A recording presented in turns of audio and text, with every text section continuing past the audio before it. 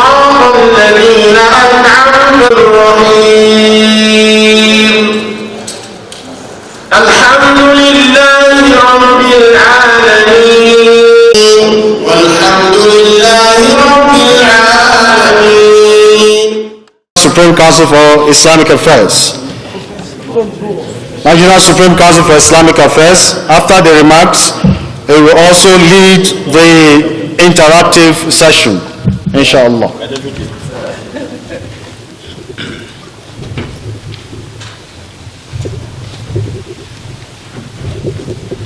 أعوذ بالله من الشيطان الرجيم بسم الله الرحمن الرحيم وصلى الله على النبي الكريم. Our most distinguished brothers and sisters in Islam, most distinguished leaders from all over the country,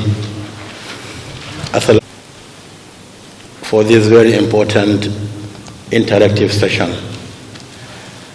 And we give our utmost thanks to our Creator, our Sustainer, Almighty Allah subhanahu wa ta'ala, for His numerous blessings on us and for bringing us from various cities and towns and villages to this beautiful city of Abuja for this very important gathering.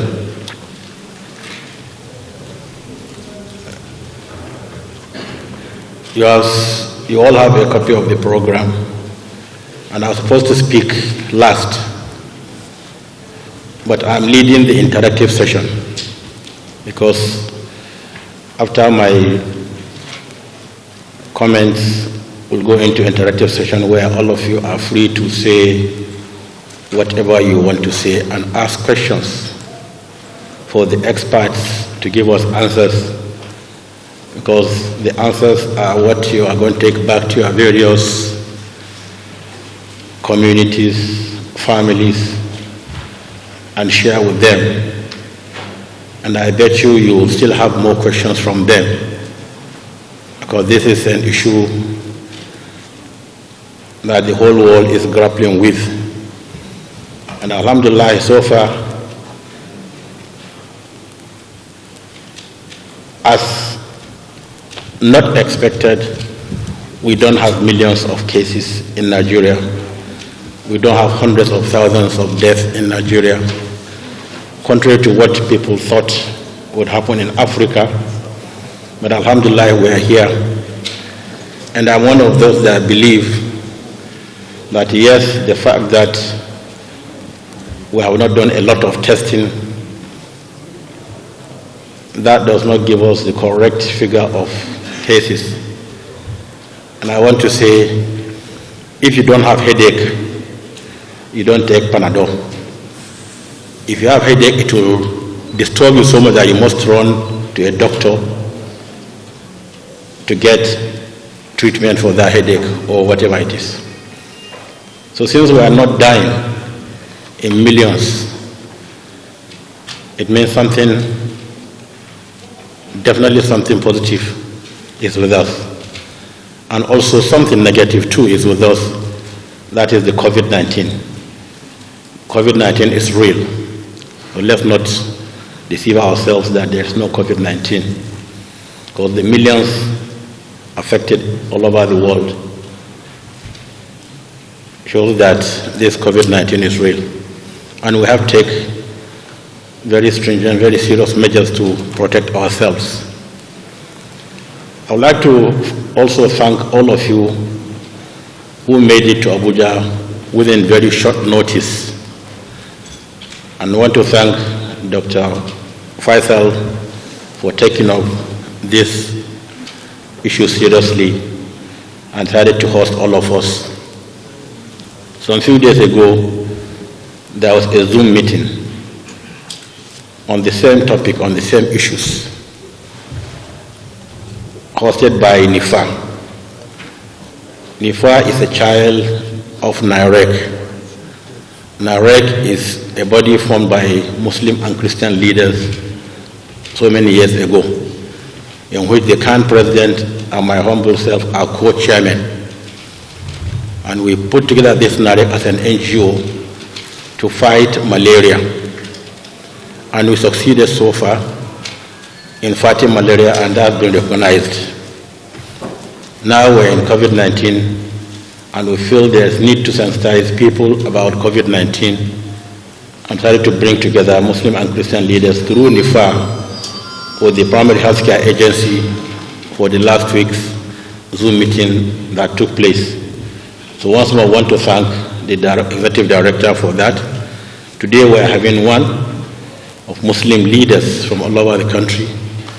Tomorrow we're going to have one again, the same topic, with Northern States Traditional Leaders Council on Primary Health Care, in which the senior traditional rulers will be coming here for the same program. Now you have both Christian and Muslim clerics. Now you're having traditional leaders. Such summits, such meetings are not too many, because you must know the issues at hand and how to go about handling such issues. For us as Muslims, we know knowledge is very, very important. And we know Islam was founded on knowledge, because the first word in the Holy Quran, which was given to Prophet Muhammad ﷺ, was Iqra. So we have to continue to seek knowledge all over the world. So these summits, these meetings, these intersections are not too many. And like Edie said, this is just the beginning, because the vaccines are not yet in Nigeria. It's an opportunity for you now to bring up questions to the authorities, your fears on the vaccines and other issues, so that the authorities in the country will now take up such issues, look at them and provide solutions. We know, yes, there are issues and there are problems. And before I forget, before I go too much into this, I would like us to, at the end of this program, offer prayers to one of us, Justice Abdul Oride, who just passed on, former Secretary General of Jamaat Nasrul Islam and the Sarki Malami of Ilorin, and so many other leaders, so many other clerics who passed on. May Allah subhanahu wa ta'ala forgive them and grant them al-Jannah to Firdaus. And I would like to continue to pray to Almighty Allah to give us full health, so that we continue this work of sensitizing Muslims on Islam and what Islam is and what Islam is not at various levels. This program today is so important, and I would like to urge all of you here, because you have heard Professor Oloyede said 1 hour had been given to this internet session. Please feel free to say whatever you want to say. Ask questions, because the experts are here. I've heard about 3 presentations, in which unfortunately Professor Mariam is not here, the 4th one. She now came. Well, you should have allowed to, since I've spoken, I'm speaking on her behalf. Because if she had come, you should have given her own talk before we start interactive session. That's what I thought. She was called because she came late. She was feeling somehow. But we'll give you the chance to speak. If you are given 5 minutes before, we'll cut it down to 2.5 minutes. So as a professor, you have to know what to tell us in 2.5 minutes. Like Professor Oloyede did. I was so surprised. He had about 5-page paper and he spoke for about 3 minutes. I think because he's now in JAMB, that's why. He's learned to write answers to questions in a straightforward way that the exam marker will just say, yes, you have passed, you know what you're talking about. So please feel free. There's no question that is stupid. None. But from the past 3 presentations, including the comments of the ED, I've not had any semblance of an answer from any of the speakers on this very vexed question of why was the vaccine gotten so early, within 1 year, and other vaccines for either cancer and other killer diseases have not been gotten, have not been produced. Because these are questions people keep on asking us. I don't have an answer. I'm bringing that one here. Then maybe the experts will be able to tell us, so that when we go back to our people, we'll be able to tell them, to give them answers. These are what the experts say. Because what you take away from this entire session, is so important. It will help us to convince people of the need to take vaccine or not.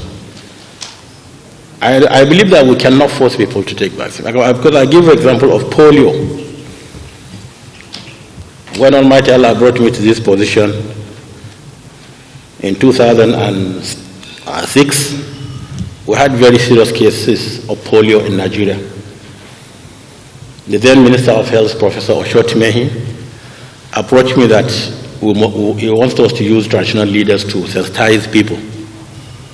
And I said, okay, no problem, it's our job. We want to see healthy communities. And that's how we now picked a senior traditional leader from each of the 19 northern states and FCT, making 20. And we set up that committee on Northern Traditional Leaders Committee on polio. When we started after 2, 3, 4 years, we changed the name to primary health care because we now went into everything health. It is the work of that committee that was able to give us that certification of polio-free country after almost 12, 13 years. Now that's the importance of leaders, traditional leaders. And traditional leaders cannot do anything without the religious leaders. And I've always said it that any traditional leader who is not seen, who is not close to a religious leader, is not a good traditional leader. And that's why you always see me reaching out to these, our malams, our leaders, to tell us what to do and how to do things. And that's very important. And that's what gave us that victory to overcome polio after decades and decades of that very terrible illness that crippled our children and never to get back their lives again. So this is an opportunity now for you, because I know Professor Ishaq Akintola of Murik will have 101 questions. But he will be given only one chance to ask one question, because I am going to moderate this entire session, so that when you speak too much, I will stop you. And when I stop you, you must stop. I have seen the Secretary General of Muswell. He's hiding behind. He's supposed to be in front. As important as Muswell is, we know definitely you have things to say, you have things to contribute. But the bottom line is the importance of this gathering. We have Muslim leaders, imams and whatever from all over the country for this very important session. So it's a positive thing for the Primary Healthcare Agency to bring us together, and tomorrow also bring the traditional leaders together so that we'll discuss all these things. You have a lot of myths about COVID-19 and the vaccine. If you check your program, there are 2 pages there where questions were provided and then answers given. And I expect all of you to have read through, and then maybe from the answers also ask more questions, because you see, the more you ask questions, the more knowledgeable you become. In the military, we're always taught to say, if you get this, then you say why. You get an answer, you say why. Get an answer, say why. Continue saying why and why and why, until you find that you have nothing more to say. So the myth is there. People talk of conspiracy theories. The vaccine is meant to kill us. There are so many videos circulating, very negative videos. Now ask questions on that. But my own take, and I'm not giving answers to anything, if the vaccine is meant to kill us, Will anybody wait for this vaccine, COVID vaccine before killing us? We have been taking Coca-Cola for centuries. Coca-Cola, Pepsi, even Panadol that is imported into the country before EMZO decided to have this, its paracetamol and things like that. So many drugs are imported from outside into Nigeria. Now, if anybody wants to kill us, there are 1,000,001 ways to kill us. But I'm not giving an answer to anything that the COVID vaccine or whatever is this. No, I don't have an answer. And that's why you are here. That's why it's a free atmosphere to discuss and say whatever your mind is. Say your mind, don't hold it. Don't think that, oh, because I said this, so the answer, I don't have an answer. I'm just leading this intersection so that you now know areas where you are going to ask questions in which the experts here will be able to tell us what to do. I know in the past, I think 2016 or 2015 or 2014, we went to Abu Dhabi for the World Vaccine Summit. And we're talking of this polio. And the world's richest people came to Abu Dhabi to help the underdeveloped countries get these free vaccines for illnesses. That was 2014, I think, about something like that. And I went with so many Muslim clerics from Izala, Tariqa, I don't know who went with us from the Tijaniya, you know, and I know that I went with Balalau and Sheikh Zakaria and so on. And we are looking for $5 billion to procure vaccines, to produce vaccines. And there on the spot we got $5.5 billion. Because people kept on asking, why are they giving us polio vaccine free? Not knowing that people have already paid for the vaccines outside and it's just being brought to us and we are giving the... So I'm just giving these examples of if vaccines come and you are to be given vaccines, who provided the vaccines? The vaccines are free. You are not going to pay for the vaccines. But to take the vaccine is your own choice. How is it your choice? You have to find out the truth about the vaccines yourself. How do you find out the truth? Knowledge, communication. How do you get that? You have experts here who gave us talks, including the executive director here. So there are so many rooms to talk about all these issues. So let's be very free, discuss whatever we want to discuss, and then at the end of today's program, you'll tell us what to do.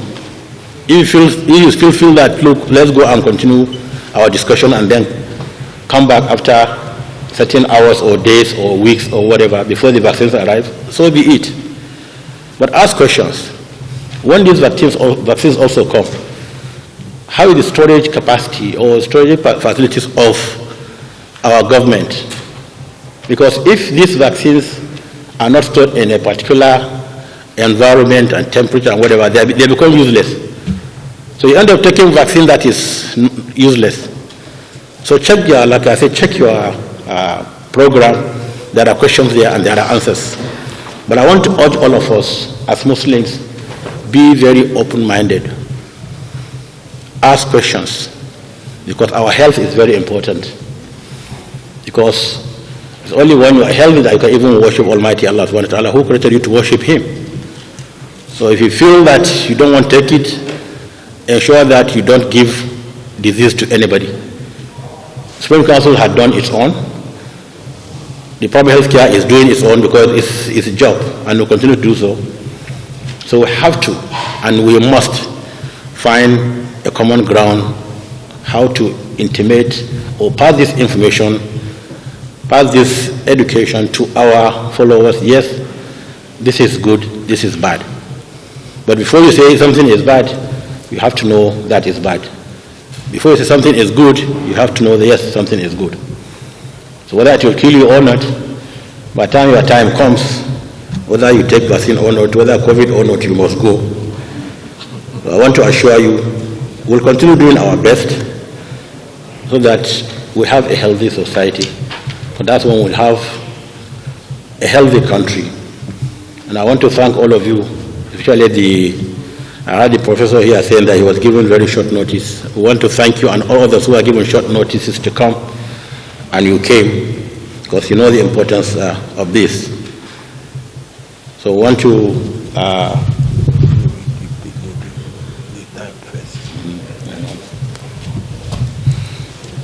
The professor, you know, is Professor Jamba. He had just ordered me that I have to give the lady the time.